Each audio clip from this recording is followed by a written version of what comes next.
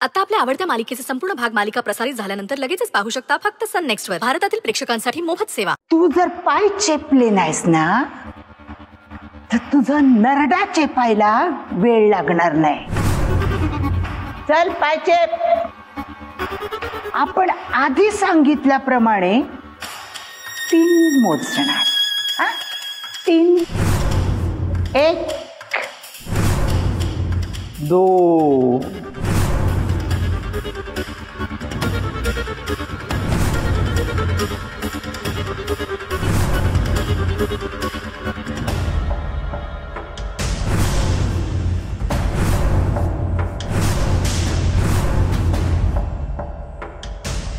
काय गे खात पित नाहीस? जोर लाव जोर. पाय चेपताना ताकद दिसायला हवी. हा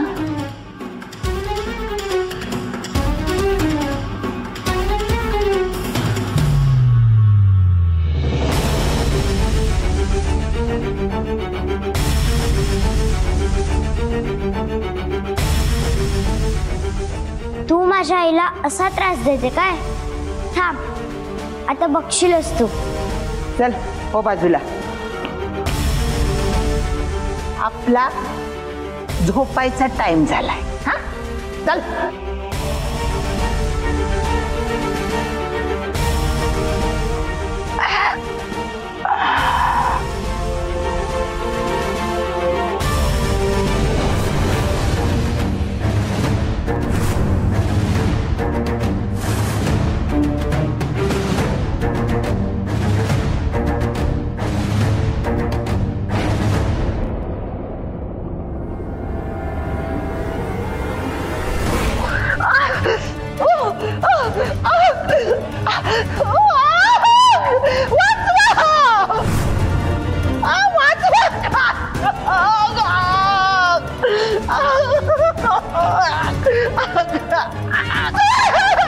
काय काय झालं ओरडायला?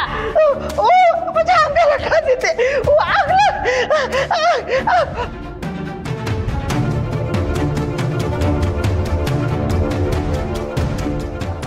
आई, अदिती, माझं लेकरू. नाही आई थांब, तू मला हात लावू शकत नाहीस. ए बाळा, असं नको ना बोलू. तुला मी हात लावायचा नाही, माझ्या लेकराला मिठीत घ्यायचं नाही, लाड करायचं नाही, हा कुठला न्याय आहे? याला विधात्याचा न्याय म्हणतात. तू मला मुलगी मानत असलीस तरी मी एक आत्मा आहे, ते मला विसरता येणार नाही ना. आता मी इथे कशी आले असा तुला प्रश्न पडला असेल ना? हो, मला शक्तीने सांगितलं की तू आम्हाला कायमची सोडून निघून गेलीस. असं समज की मी निघूनच गेले होते, पण शक्तीनेच मला आवाज दिला. तुला वाचवण्यासाठी तिनेच मला बोलावून घेतलंय. तू माझ्यासाठी एवढं धावत आलीस, मला मदत केलीस, पण माझं काय? तू माझ्यासाठी एवढं सगळं केल्यानंतर मी साधं तुला मिठीतही घेऊ शकत नाही. एका आईसाठी यापेक्षा दुर्दैवी गोष्ट नाहीये या जगात. रडू नकोस आई, मी देवाला सांगणार आहे, पुन्हा माझा जन्म होणार असेल तर मला हीच आई पाहिजे. मग तो मला विचारेल तुला हीच आई का हवी. मग मी त्याला सांगेन मला तिला मिठी मारायची, तिच्याकडून खूप लाड करून घ्यायचे. खरंच होईल असं बाळा? अगं असंच होणार आहे, तू माझ्यावर विश्वास ठेव. पण आता मला निघायला हवं. कुठे चाललीस तू?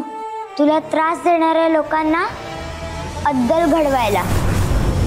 आता जसं या पंकजा आजीला धडा शिकवला ना, तसं अजून काही जणांना शिकवायचं आहे. तू आता फक्त स्वतःची काळजी घे. आलेच मी. अदिती, माझं लेकरू.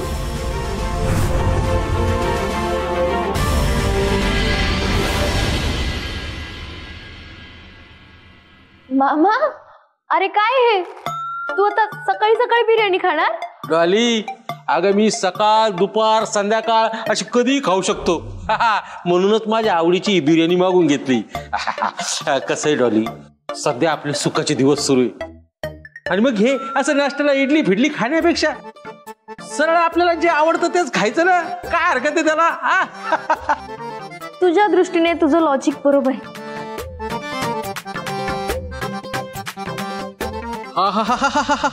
अगं या बिर्याणीचा असा काय वास सुटलाय, कधी एकदा हिच्यावर ताव मारतोय असं झालं मला. सुरू कर तू. माझी आई तिथे दुःखात असताना तुम्ही इथे मज्जा करताय ना. मज्जा काय असते ते आता मी तुम्हाला दाखवते.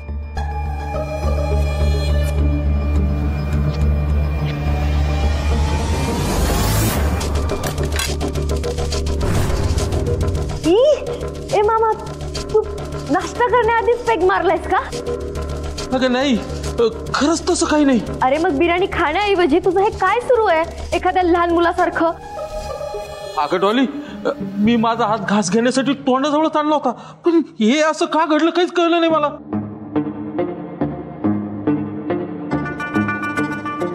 सकाळी सकाळी प्यायची सवय असताना एखाद दिवशी जर नाही प्यायलं ना तर असं होतं. मी एका व्हिडिओ मध्ये तसं पाहिल्याचं आठवते. जाऊ दे, जास्त विचार करू नको, खा पटकन. हो.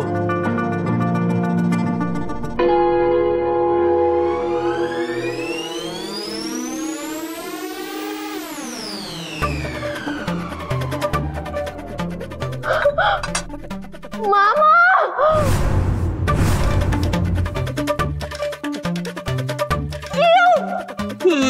असं कसं घडून राहिलं काहीच कळून नाही राहिलं मला. तू हे सगळं मुद्दाम करतोयस ना? हे मी मुद्दाम कशाला करील? मला काय वेळ लागला का? मग काय हे सगळं? अगं तेच तर मला कळून नाही राहिलं ना. असं कसं कळत नाहीये? ए डॉली, जे काय घडलंय ना त्याच्यासाठी आय माय सॉरी. जे काय घडू राहिलं इथं याच्यामुळे माझं डोकं गार करायला लागलं. आणि तू जर आता जास्त आरडाओरडा केला ना तर माझं डोकं फिरायला जास्त वेळ लागणार नाही. दुसऱ्या गुणामुळे मला मेकअप आणि टचअप करावा लागला तर मला किती राग येतो हे माहितीये मामा तुला. ए बाई बस ना आता, अजून किती बोलणार आहे तू?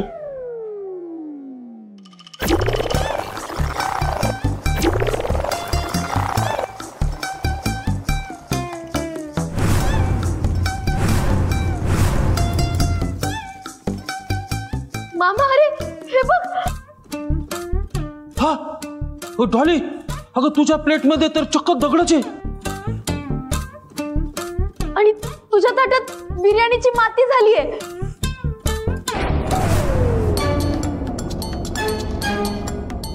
माती? अगं पण मगाशी तर बिर्याणी होती ना. खरंच बिर्याणी होती की आपण तसं समजत होतो? आपलं तर डोकंच आता काम करून नाही राहिलं. म्हणजे मगाशी तू माझ्या चेहऱ्यावर माती फेकून मारलीस? कसं शक्य आहे डॉली? अगं माती कशी असणार? अगं बिर्याणीचा वास घेतल्याचं मला चांगलं आठवतंय ना. मला वाटतं त्या रूपानेच आपल्याला दगडाने माती वाढलेली होती आणि तिनेच काहीतरी चेटूक केलं आणि आपल्याला हे बिर्याणी आणि इडली वाटू लागली. हा रूपा, डॉली काय म्हणते ते खरंय का? अहो असं काय बोलताय तुम्ही?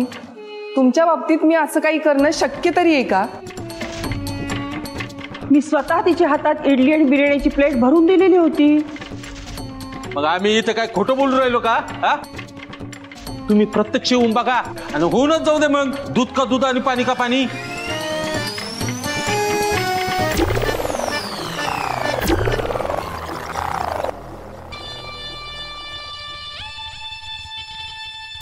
बघ बघ. अहो असं काय करताय तुम्ही? जे वाढलंय तेच तर आहे.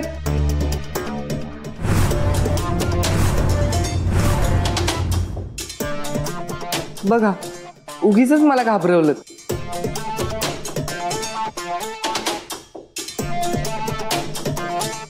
आता तरी ही नक्की बिर्याणीच आहे ना? मला तर वाटतं आता आपण जे बघतोय तेच खरंय आणि मगाशी जे आपण बघितलं तो भास होतो. तू म्हणते मग कदाचित तसंच काहीच असेल बरं. आता जास्त बोलत बसू नकोस, पटकन खाऊन घे.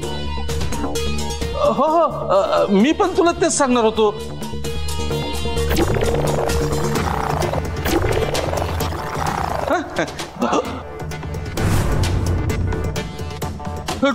डॉली, माती. मामा, दगड. ए काय चाललंय काय घरात? अरे कोणी भानामती केली काय? मला तरी सगळी भूताटकी वाटतीये आणि भीती पण वाटतीये. मी तर आता काही खाणारच नाही. मी तर आता इथे थांबणारच नाहीये. हो, चल चल चल. Thank you so much Aditi. कोण आदिती?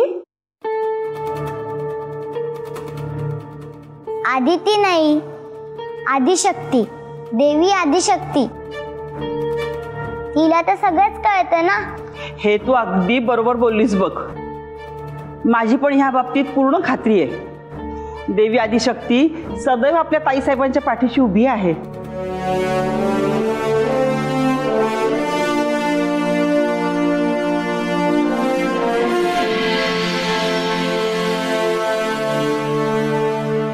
आदिती बाळा, तुझ्या आवडीचा नाश्ता बनवलाय, पटकन खाऊन घ्यायचा. मला नकोय नाश्ता.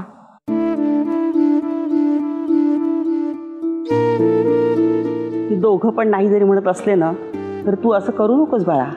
पटकन खाऊन घे बाळा. मला खरंच भूक नाहीये. नेहमी तू याच वेळेस नाश्ता करतेस ना, मग आज का बरं भूक नाहीये? काहीतरी बिनसलेलं दिसतंय. काय झालंय ते सांग बरं मला. माझ्या इथे जेलमध्ये असताना मला इथे भूक कशी लागेल ते तुम्हीच सांगा ना. तुम्ही दोघींनी तरी काही खाल्लंय का? नाही. ताईसाहेब इथे नसताना आम्हाला तरी अन्न कसं गोड लागेल ना. बिचारी आई.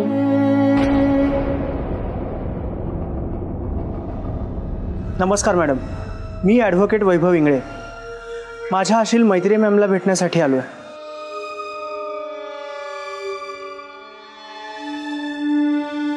ठीक आहे, भेटू शकता तुम्ही. Thank you madam.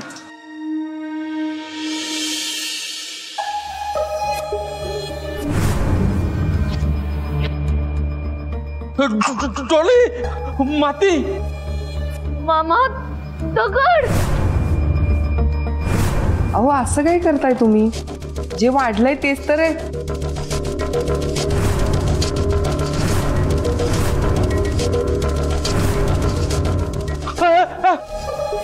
काय काय होतंय मामा? हा, आणि एवढ्या घाईघाईत का बोलवून घेतलं मला? मला मीटिंग अर्धवट सोडून यावं लागलंय. काय झालंय? अरे लय सिरियस मॅटर आहे ना. अरे मग तेच विचारतोय ना मी, काय मॅटर आहे?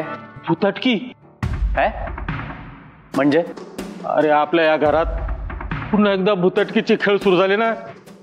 अरे इडलीचे दगड होतात आणि बिर्याणीची माती होते आणि माझ्या पुढ्यातल्या बिर्याणीची माती होते आणि माझी माती पुन्हा पुन्हा गुंग होते ना. मामा काय आज नेहमीची वेळ व्हायच्या आधीच बसलेला दिसतोयस? काय बोलतोयस? नाही नाही, अजिबात नाही. तुझा विश्वास नाही का? वास घेऊन बघ. ए प्लीज, हा, मला काही वासबीस घ्यायची गरज नाही. आणि हे बघ, तू जे बोलतोयस त्याला काही अर्थ नाहीये. बिर्याणीची माती कशी काय होईल? मामा खरं तेच सांगतोय. दादा, अरे मी स्वतः या गोष्टीची साक्षीदार आहे. डोक्यावर पडलात का दोघंही? 21व्या शतकात जगतोय आपण.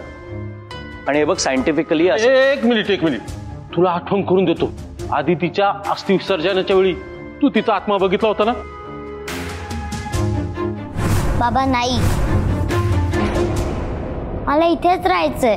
प्लीज तू असं माझं विसर्जन करू नकोस ना.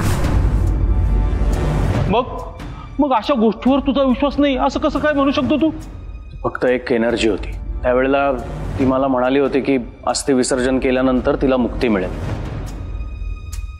आणि मी स्वतः अस्थि विसर्जन केलंय ना. मग तरी आता तुम्ही हे सगळं का बोलताय? अरे आम्ही तुला जे काय सांगतोय ना ते 100% खरं आहे ना. आणि ह्या बाबतीत मी पण मामाच्या बाजूनी आहे. मी सध्या कोणाच्याच बाजूने नाहीये. म्हणजे आम्ही खोटं बोलतोय असं म्हणायचंय तुला? नाही, तुम्ही जे काही बोलताय त्या बाबतीत जोपर्यंत मी स्वतः प्रत्यक्ष अनुभव घेत नाही तोपर्यंत मी त्यावर विश्वास ठेवणार नाही. आणि एनर्जीच्या सिद्धांतांव्यतिरिक्त हे असलं काही जादूटोणा भुताटकी वगैरे या प्रकारांवर माझा विश्वास नाही. तुम्हाला जे काही सांगायचं होतं ते झालंय का सांग निघू मग मी आता. भुताटकी म्हणे. मामा रे, यशदादा काही ऐकूनच घेत नाही आपलं, तर समजून काय घेणार आहे? अगदी बरोबर बोलून राहिली तू. मग आता काय करायचं? जेवायला बसायचं का? खूप भूक लागली.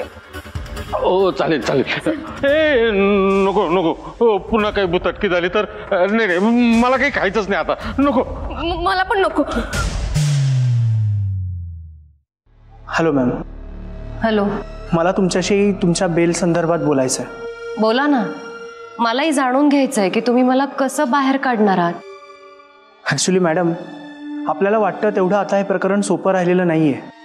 म्हणजे ज्या पद्धतीने ही केस उभी राहिली आहे ते पाहता आपल्याला पटकन बेल मिळेल असं वाटत नाही. पण आपण थोडा वेगळा मार्ग अवलंबला तर मात्र. वेगळा मार्ग? मला नाही कळलं, काय म्हणायचंय तुम्हाला? Medical emergency. तुम्हाला फक्त आजारी पडण्याचं नाटक करायचं आहे. एकदा तुम्ही आजारी पडलात की तुम्हाला हॉस्पिटलमध्ये ॲडमिट केलं जाईल आणि तुम्हाला हॉस्पिटलमध्ये ॲडमिट केल्यानंतर आपण तिथल्या डॉक्टरांना हाताशी घेणार आणि त्यांच्याकडून तुम्ही हार्ट पेशंट असल्याची सगळी सर्टिफिकेट्स मिळवणार आणि तेच सर्टिफिकेट्स घेऊन मी कोर्टात तुम्हाला बेल मिळवून देणार. तुम्हाला कळतंय का तुम्ही काय बोलताय? हे कधीच शक्य नाहीये. असं खोटं बोलून मला काहीच करायचं नाहीये. जे काही करायचंय ते सत्याच्या मार्गाने करूया आपण, प्लीज. सॉरी मॅडम, पण आपल्याकडे सध्या हाच एक मार्ग होता म्हणून तुम्हाला सांगितलं. पण तुम्ही काही काळजी करू नका. मी तुमची सत्याची बाजू मांडूनच कोर्टात ही केस लढणार आहे. या केस संदर्भात जे काही साक्षी पुरावे आहेत ते कोर्ट बघून जो काही निर्णय द्यायचा तो देणारच आहे. पण हा खून मी केलेला नाहीये हे मी ठामपणे सांगते. तुमचा माझ्यावर विश्वास आहे ना? हो म्हणजे काय मॅडम, हे असं सगळं करण्यामागे तुम्हाला अडकवण्याचा प्लॅन अगोदरच ठरलेला असणार. मला जर खरंच खून करायचा असता तर मी घरात का केला असता? श्रुतिकाला बाहेर घेऊन गेले असते. आणि असं तुम्हाला वाटतंय मॅडम, पण त्यांचा मोटिव्ह आधीच क्लिअर होता. एखाद्या गुन्ह्यात तुम्हाला अडकवण्यासाठीच हा खून केला गेलाय. पण ही केस उभी राहिल्यानंतर मी कोर्टात स्वतः हे सिद्ध करून दाखवणार आहे. तुम्ही कोर्टात उभे राहाल, केस लढाल आणि जिंकाल सुद्धा, माझी खात्री. पण माझी एक रिक्वेस्ट आहे, हे सगळं करत असताना प्लीज. हो मॅडम, तुम्हाला काय म्हणायचंय ते माझ्या लक्षात आलंय. त्या बाबतीत तुम्ही अगदी निश्चिंत राहा. ही कायदेशीर लढाई लढत असताना माझ्या हातून कोणतीही बेकायदेशीर गोष्ट घडणार नाही. Thank you so much. येतो मी.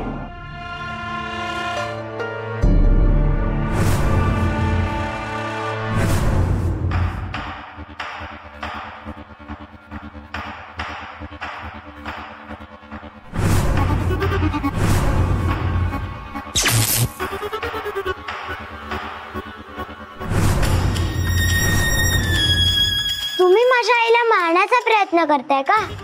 थांबा, आता मी तुमच्या बाबतीत काय करते ते तुम्ही बघणारच आहात.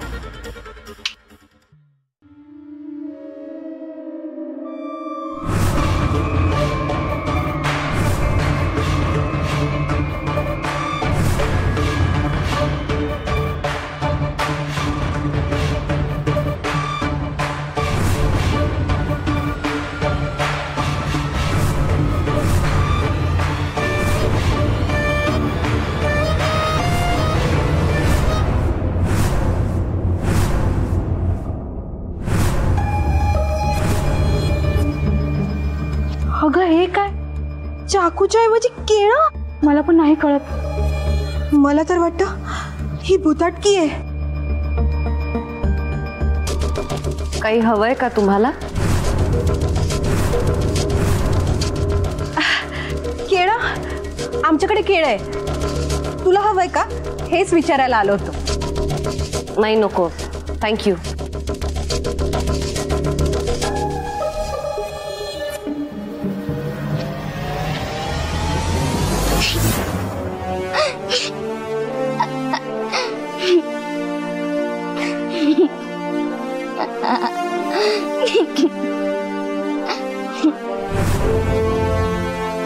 तुमचं नीट लक्ष आहे ना?